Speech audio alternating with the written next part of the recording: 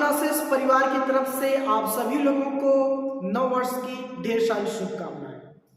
आज मैं आप लोगों के लिए लेकर के आया हूं 5th सेमेस्टर में पढ़ने वाले स्टूडेंट्स के लिए जिन्होंने पॉलिटिकल साइंस सब्जेक्ट ले रखा है।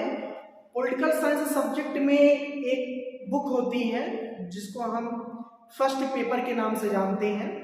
फर्स्ट पेपर में हमको पॉलिटिकल साइंस में पढ़ना होता है इस सेमेस्टर वाली व्यवस्था में तुलनात्मक शासन एवं राजनीति के बारे में, जो कि 301 होगा, पोल 301, यानी कि तुलनात्मक शासन एवं राजनीति के बारे में। और उसी तुलनात्मक शासन एवं राजनीति से मैं बहुत ही महत्वपूर्ण प्रश्न आप लोगों के लिए लेकर के आया हूं।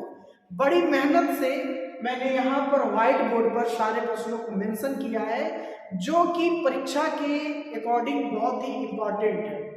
तो कहीं मत जाइएगा, जितने भी प्रश्न हैं यहाँ पर, हालांकि मैंने सिर्फ 10 ही प्रश्न लिखे हैं, मैं इस वीडियो में आप लोगों को 20 प्रश्न बताऊंगा। तो इन सभी प्रश्नों का जो राइट आंसर होगा वो क्या होगा, आइए हम पहले प्रश्न से समझना शुरू करते हैं। नंबर 1 क्वेश्चन कह रहा है कि सर्वप्रथम किस चिंतक ने तुलनात्मक विधि का उपयोग किया, यानी कि हमारा जो बुक है वो तुलनात्मक शासन पर ही आधारित है। तो कह रहा है कि सबसे पहले तुलनात्मक शासन व्यवस्था की तुलना करने में किस विचारक ने सबसे पहला योगदान दिया तुलनात्मक विधि का प्रयोग करते हुए।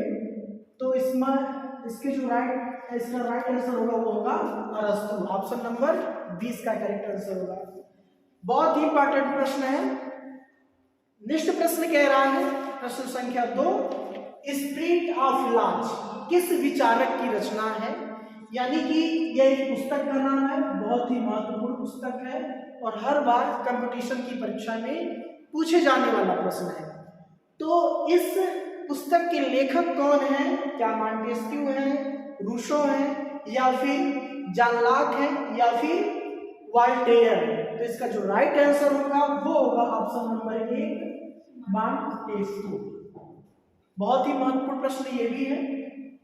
अगला प्रश्न कह रहा है, प्रश्न संख्या 3, अरस्तु ने कितने देश के संविधानों का अध्ययन किया, यानी कि अरस्तु ऐसा राजनीतिक विचारक था जो कई देशों के संविधान का तुलना करता है, हर शासन प्रणाली को समझने और परखने का काम करता है, तो बाद में एक नतीजे पर पहुंचता है, जिसके बाद वो अपनी पुस्तक की रचना करता है पॉलिटिक्स। बहुत ही प्रसिद्ध उसकी पुस्तक का नाम है पॉलिटिक्स। तो प्रश्न कह रहा है कि वह पॉलिटिक्स में अपना विचार देने से पहले कितने देशों के संविधान का अध्ययन करता है, तो वह 158 देशों के संविधान का अध्ययन करता है। बहुत ही महत्वपूर्ण प्रश्न है।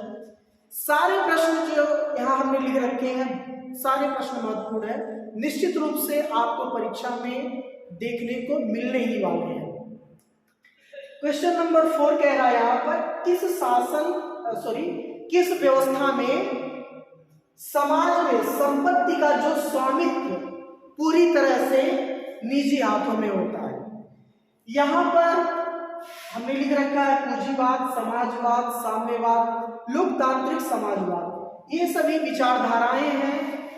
तो कह रहा है कि जो समाज की संपत्ति का जो स्वामित्व होता है पूरी तरह से, वो होता है निजी हाथों में, पूंजीवादी व्यवस्था में। बढ़ते अगले प्रश्न पर। अगला प्रश्न कह रहा है कि अमेरिकी स्वतंत्रता की घोषणा कब जारी की गई थी। अमेरिकी स्वतंत्रता की घोषणा की बात कर रहा है यहाँ पर। तो यहाँ पर अमेरिका का जो संविधान बनना स्टार्ट होता है वो होता है 1787 में, लेकिन प्रश्न क्या कह रहा है, उसकी घोषणा जारी करने की। तो घोषणा उसकी जारी की गई थी 1776 में। ऑप्शन नंबर इसका बी करेक्ट आंसर होगा। बढ़ते हैं नेक्स्ट क्वेश्चन पर। क्वेश्चन नंबर 6 कह रहा है कि अमेरिका राज्य के जो पहले राष्ट्रपति थे, प्रथम राष्ट्रपति थे, वो निम्न में से कौन थे। जॉर्ज वाशिंगटन थे, या फिर हेलिमेंटन थे, जेम्स मेडिसन थे या फिर बेंजामिन फ्रैंकलिन थे? तो इसका जो राइट आंसर होगा ऑप्शन नंबर ए होगा, जॉर्ज वाशिंगटन। काफी पॉपुलर प्रश्न है, अक्सर परीक्षा में देखने को मिलता है। नंबर 7 प्रश्न जो है ये भी काफी महत्वपूर्ण है। ये कह रहा है प्रश्न की दल विहीन लोकतंत्र की अवधारणा किसने प्रस्तुत की? बहुत बार कंपटीशन में पूछा जाने वाला प्रश्न है। यहां तक कि टीजीटी और पीजीटी की परीक्षा में यह प्रश्न आया है कि दल विहीन लोकतंत्र की अवधारणा किसने प्रस्तुत की। बहुत शानदार यह प्रश्न है।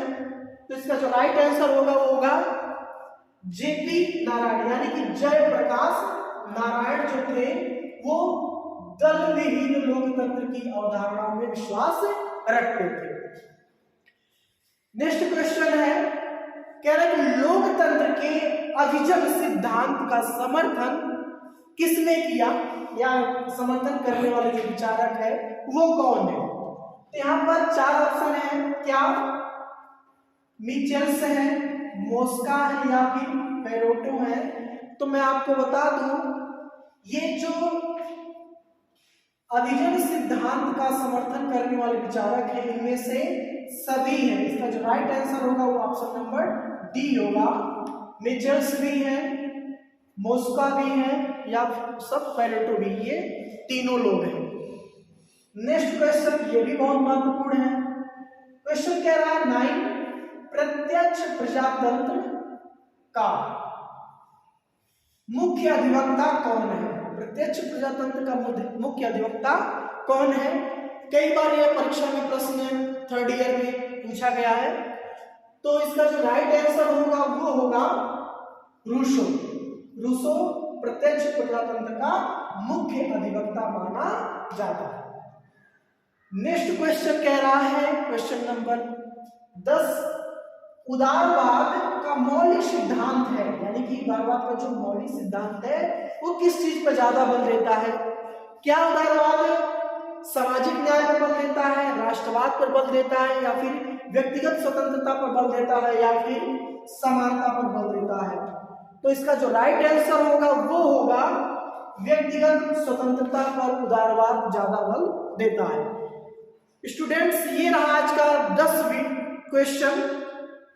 आगे अगर जो क्वेश्चन अच्छा लगा हो तो आप कमेंट में जरूर बताइएगा, मैं इसका नया भाग लेकर के आऊंगा। मिलते हैं अगले वीडियो में। वीडियो अच्छा लगा हो तो चैनल को सब्सक्राइब करें, लाइक करें और मित्रों से शेयर करें। तब तक के लिए